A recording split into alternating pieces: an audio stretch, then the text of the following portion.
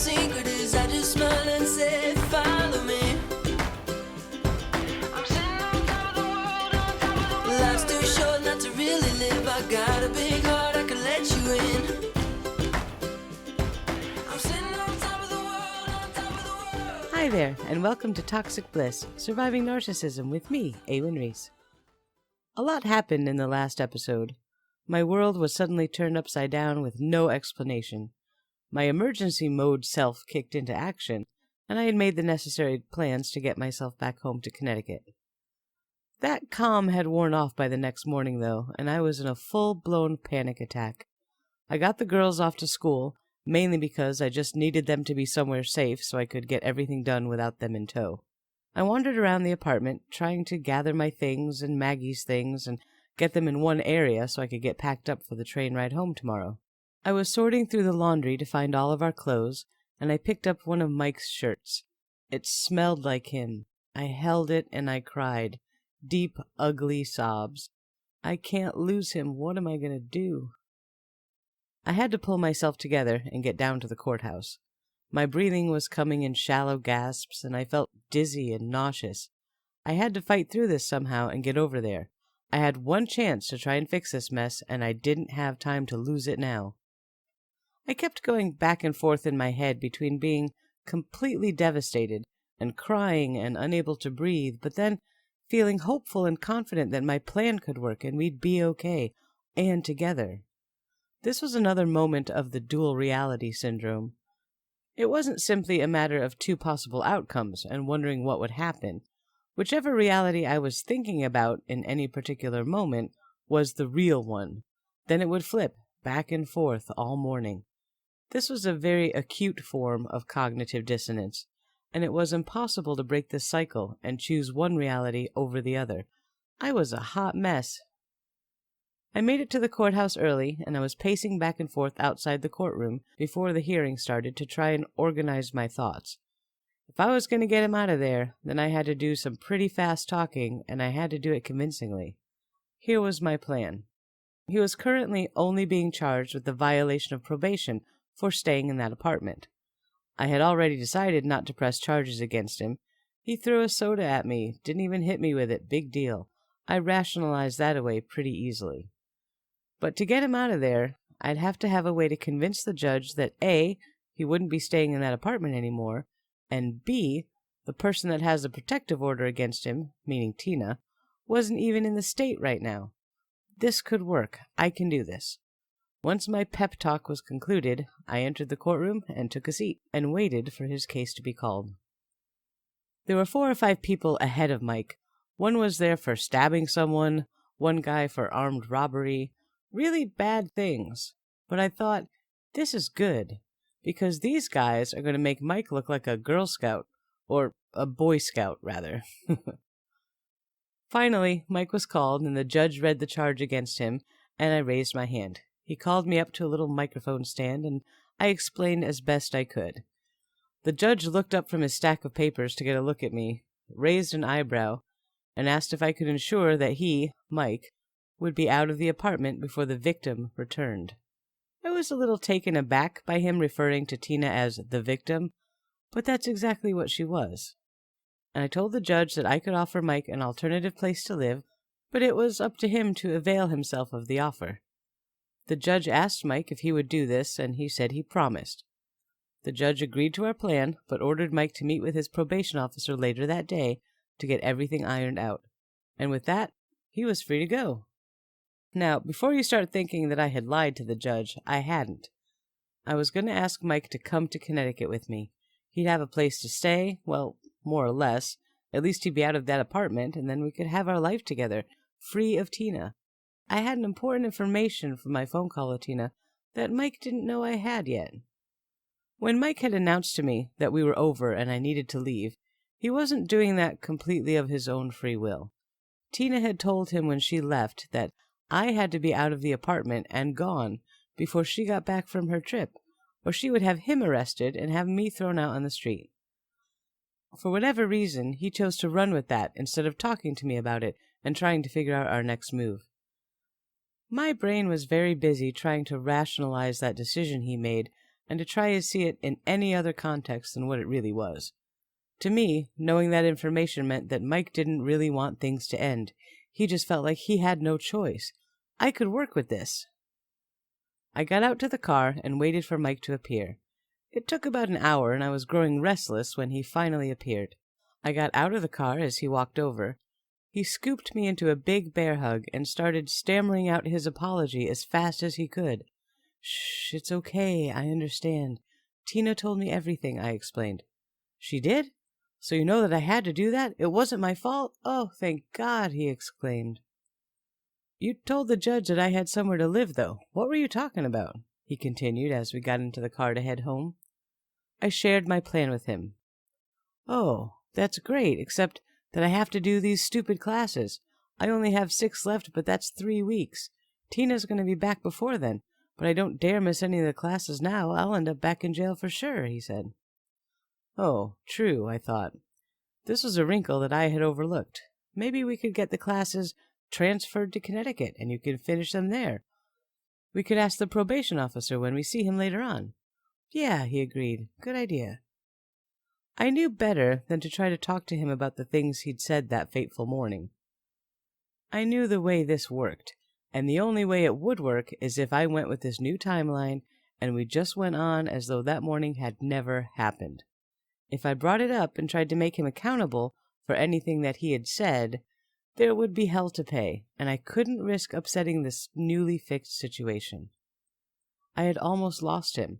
I had a terrible scare, but I had managed to pull it back, and now I wasn't about to do anything that would threaten the new status quo. We went to the school and picked up the girls and took them out for pizza. They played video games at the restaurant while we talked about the big plan. He'd get Bella to the airport later while I packed up as much as we could carry on the train, pretty much just a bag of clothes for each of us. He would call Tina once we got home and let her know that he was leaving after getting Bella on the plane. She'd be mad, but he didn't care, or so he said. I told him that I wasn't sure what would happen once we got to Connecticut. My mother was not exactly going to be pleased to see him, and that might go south pretty quick. We didn't have much money, not enough for a hotel room or anything, so we'd have to come up with something until we could find a small apartment somewhere. After lunch, Mike dropped me and the girls off at home and went to see his probation officer. I had wanted to meet with him myself, but Mike refused to let me go with him. So I stayed home and I helped Bella pack for her flight later that day. Mike got home about an hour later, but said he'd tell me all about the meeting after he got back from the airport. He loaded Bella up in the car and they were off. Maggie and I stayed busy packing our clothes and essentials for our big escape. Mike got back from the airport and asked Maggie to go play upstairs so we could talk.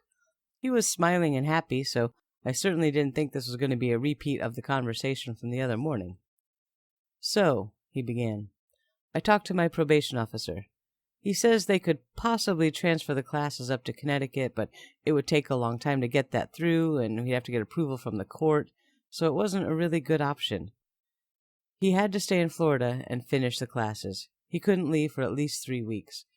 He was going to just stay here and finish them and then catch a train to Connecticut once he was free and clear of these stupid classes. He said he'd stay here with Tina until he was done, but that he didn't want to tell her his plan because she would just cause trouble. He'd have to keep her happy until he could leave." I sighed heavily. I didn't want to leave without him, but the tickets were already booked, and I didn't want to have to deal with Tina once she got back.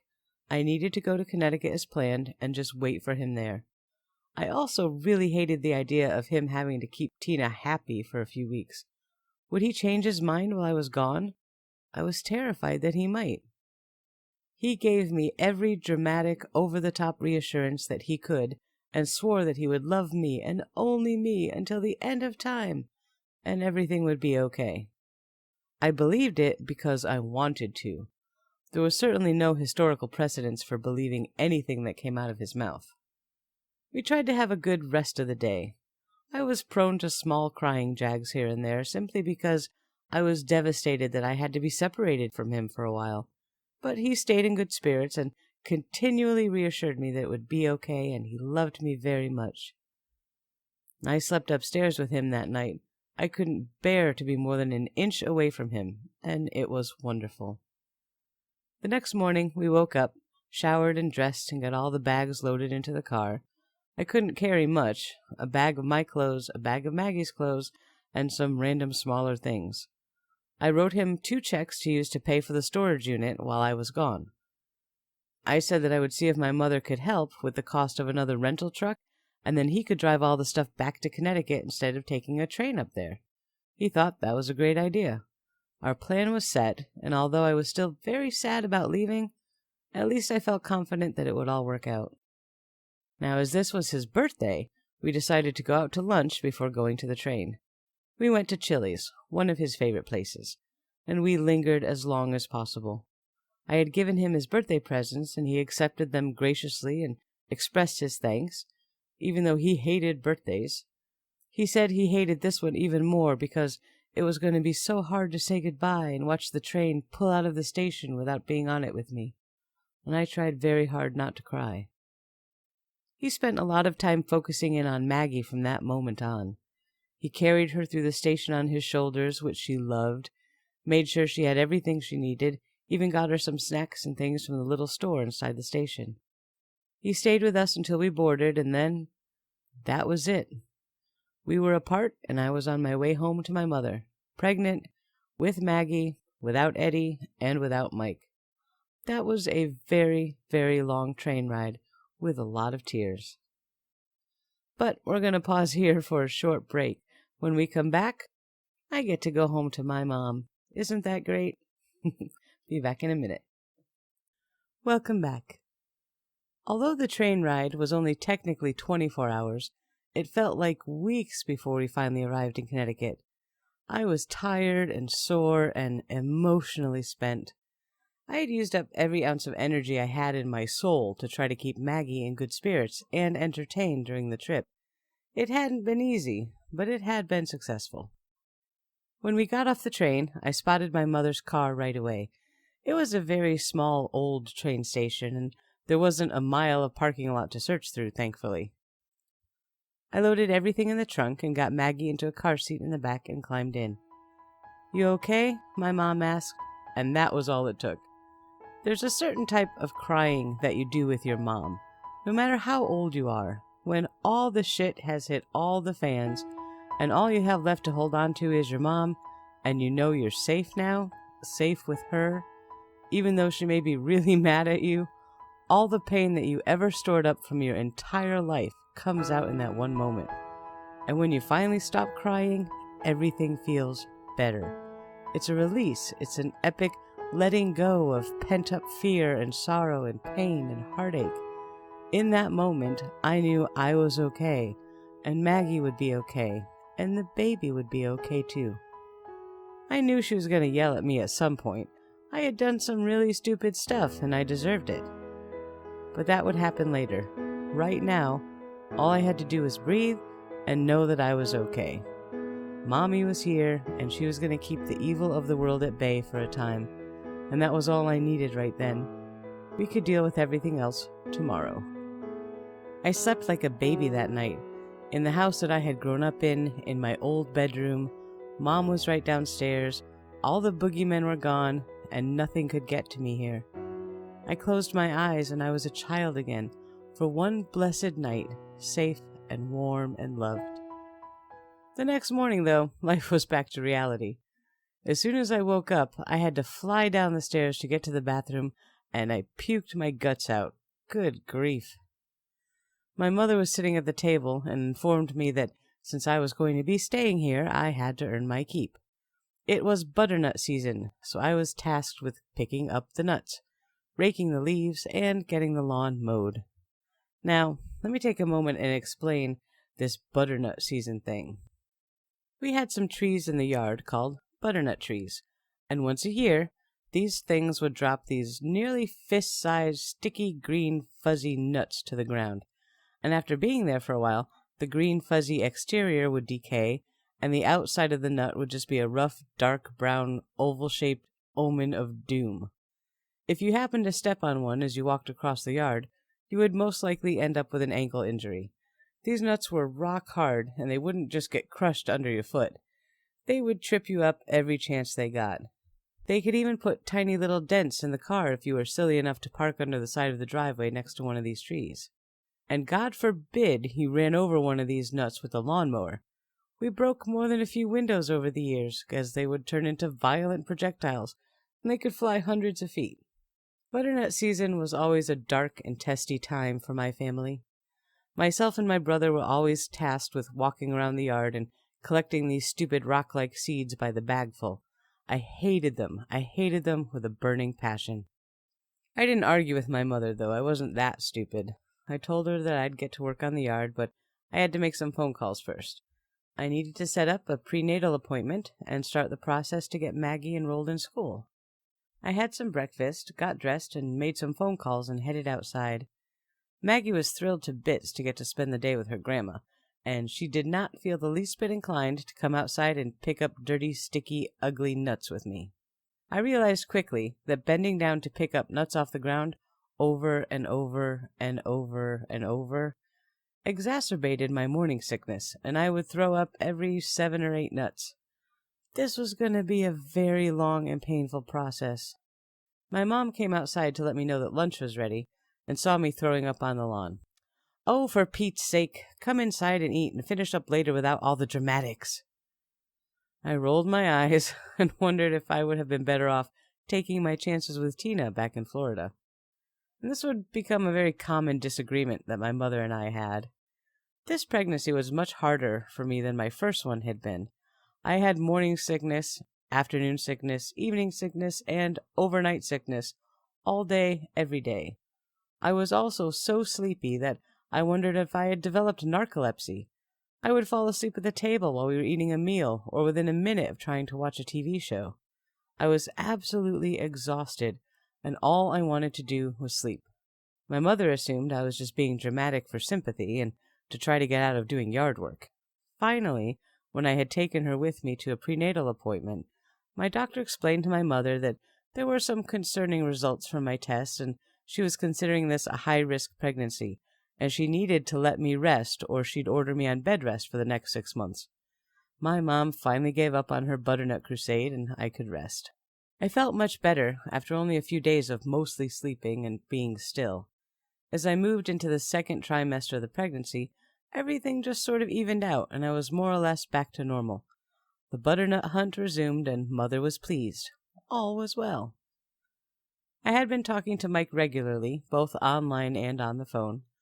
My mother was obviously not pleased with this, and would make comments about it here and there. She knew that Mike was planning on coming up to Connecticut soon, but said that there was not a chance in hell that he would be allowed to stay in her home, so I had to find a place before he got here. No pressure, though. The phone rang, and I answered it. It was Tina, of all people. She said she was calling to let me know that the storage facility had called and said that I had to contact them within 10 days to bring my payments current, or the contents of my storage unit would be auctioned off, and I would be billed for any remaining balance. She gave me their phone number and a contact name and hung up before I could say thank you or goodbye. I rang them immediately. Apparently, after the first day when I had gone there to rent the unit, none of the other monthly payments had been made. I owed them 3 months, and it had to be paid within 10 days, or I would forfeit the contents of my unit. They were not kidding around. I hung up and explained what was going on to my mother. "Well, why didn't you pay them?" she asked. I had paid them. Or, wait. Rather, I had given the cash to Mike to pay them, and he said he would stop by on his way to or from work to drop off the payments. Clearly, he hadn't done that. I sank into a chair at the table next to my mother and wondered what I should do. Even if I could pay off the balance, how could I get all of my things up here? To have an entire apartment's worth of furniture and belongings shipped 1,000 miles would cost a lot more money than I had at the time, and my mother said, "Don't look at me," preempting any question I would have asked her about paying for it. I could pay the back balance and keep paying the storage fee unit until I figured out a plan, but that would mean that all the money I had been saving to get a new apartment would be gone, and I'd be stuck once again. My mother said that it was only stuff, and stuff wasn't important. I would get new stuff, even better stuff, and to just let it go. But not everything in there was just stuff to me. My baby pictures, Maggie's baby pictures, my high school yearbook and diploma, the VHS tape collection of all of my performances and recitals, my marriage album, jewelry, clothes, everything I had ever owned was in that storage unit. This was going to be a bitter pill to swallow, but I didn't see any other option. Still want him to come up here? My mother asked with that mom tone of voice. I have to talk to him when he calls, I said. There could be a reasonable explanation. Maybe he still has all the cash and he could just go pay it off and everything will be fine. Mm-hmm, she said flatly. Mike called later that evening, and I asked him about it. You never gave me any money to pay for that. That was your rental, not mine, he said. But, Mike, I gave you cash to pay that 3 times. August, September, and October. I even left you another month's payment before I left, remember? No, that never happened, he said. You're just confused. I knew damn well I wasn't confused. I had budgeted the money I had very carefully to make it last and to save up for the new apartment. I knew where every penny had gone, and there was no way I was remembering this wrong. Mike, I started to cry. I'm going to lose everything I've ever owned. All of Maggie's things, all of Eddie's things, stuff I can't replace. I need you to go pay that off. They're going to auction it, and I'll never see any of that stuff again. Don't let this happen to me. Well, I'm sorry, he said with a light-hearted chuckle. I don't have that kind of money, and you should have paid it while you were here. You never gave me any money for that. I'm sorry. I just hung up the phone and cried again. Why did I ever trust him with cash again after the $2,500 incident? I can't believe how stupid I had been and how easily I trusted him when everything he had ever done or said told me not to trust him for a minute. This man had taken everything from me. Every cent I had, every item I owned. I had given up my apartment here in Connecticut. The craziness of it all had chased Eddie away, and now here I was at my mother's house, pregnant and with nothing at all to my name. And it had only taken him 4 months to do it. It felt like decades. I didn't talk to Mike again for a while. I wouldn't answer the phone when he called. I stayed off the computer. I didn't want to hear his voice and have my head scrambled again. I would just get a little apartment by myself. I could get assistants to help with the baby, and somehow I'd get through it. It's not like I would be the first single mom in the history of the world, and I'd be okay. Sure, it wouldn't be fun, but I would be okay. I found a little studio apartment, just 1 room, but it would do. A nice full kitchen, a large living area, and a bathroom. It was cheap, $300 a month, and I could afford that at least. It was really close to the school, and there was a laundromat on the first floor. I took it. My mother and her closest friends, who I also referred to as Mom, there was Mom Sue and Mom Lorraine, even Maggie called them Grandma Sue and Grandma Lorraine, they had set out tag sailing to help furnish this new home. It was kind of fun. Sue had found a kitchen set and dishes and pans and a nice comfy couch. Lorraine had taken me out to Walmart one day to buy all the essentials. Microwave, we got some towels, silverware, all the basic necessities. I sewed some curtains for the windows by myself with some fabric I found in my mom's craft room. I was kind of pleased with this. It was mine, and it was safe, and it was good. I was 4 months pregnant at the time, and I was feeling pretty good. The dark cloud of doom was lifting from overhead, and I started to feel hopeful that I could build a life on my own. And my kids and I were just going to be A-okay. But of course, it wasn't going to be that easy, was it? I'm going to end this episode here, but next time, Mike shows up and destroys my life once again. Will I ever learn? We shall see. Until then, thanks for listening, and take care. People ask me what my secret is, I just smile